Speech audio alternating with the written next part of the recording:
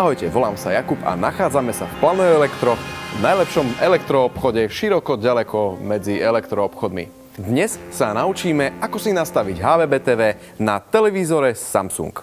Naladíme si televízne kanály na našom televíznom príjimači. Vybereme spustiť, vybereme terestriál, digitálny a dáme ladiť.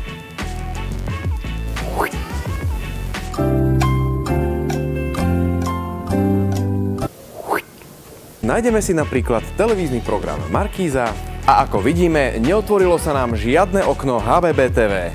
Prečo? Lebo nemáme spustenú sieť a nemáme aktivované HVB TV na televízore. Ako na to, vám za chvíľku ukážeme. Prejdem do menu, nastavenie, sieť, otvoríme nastavenie siete, bezdrôtový, pripojíme sa na našu Wi-Fi sieť a ako náhle budeme pripojení k internetu, môžeme si nainštalovať aplikáciu HVB TV. Naťukáme si obchod s aplikáciami, samozrejme súhlasíme so všetkými licenčnými podmienkami, aktualizujeme si všetko, čo sa dá aktualizovať, vyhľadáme si aplikáciu HVB TV, dáme inštalovať a otvoríme.